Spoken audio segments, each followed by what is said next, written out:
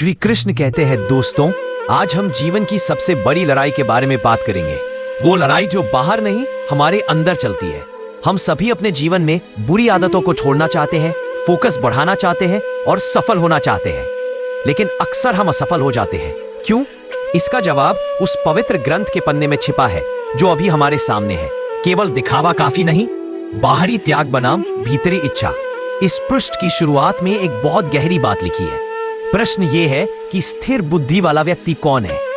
अक्सर हम सोचते हैं कि अगर हमने आंखों से देखना बंद कर दिया या कानों से सुनना बंद कर दिया तो हम संयमी हो गए, जैसे कछुआ अपने अंगों को समेट लेता है। लेकिन यहां लिखा है कि ऊपर से इंद्रियों को हटा लेने पर भी मन और बुद्धि विचलित हो सकती है। सोचिए, आपने डाइटिंग शुरू की और खाना छोड़ दिया, निराहार। लेकिन अगर आपके सपनों में अभी भी मिठाइयां आ रही हैं, तो क्या आपने सच में त्याग किया? नहीं।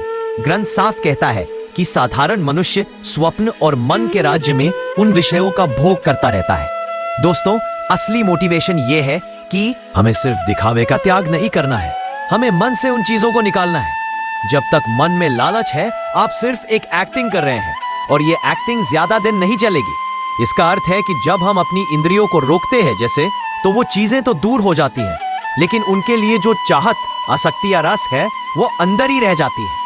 यहाँ लिखा है कि विषय तो निवृत्त हो जाते हैं, परंतु उनमें रहने वाली आसक्ति निवृत्त नहीं होती। यही कारण है कि हम बार बार अपनी पुरानी आदतों पर लौट आते हैं। हम सिर्फ एक्शन रोकते हैं, इच्छा नहीं। यह पृष्ठ हमें चेतावनी देता है कि सिर्फ बाहरी अनुशासन से काम नहीं चलेगा। एक अज्ञानी व्यक्ति भी जिद करके चीजों से दूर रह सकता है, लेकिन अंदर ही अंदर वह घुटता रहता है। वह निराहार तो है पर मुक्त नहीं है। तो फिर समाधान क्या है? हम इस आसक्ति या लालच को कैसे खत्म करें?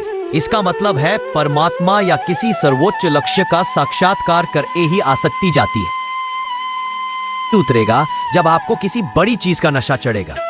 अगर आप जीवन में कुछ बड़ा करना चाहते हैं तो आपको सिर्फ बुरी आदतों को छोड़ना नहीं है, बल्कि अच्छे लक्ष्य को पकड़ना है।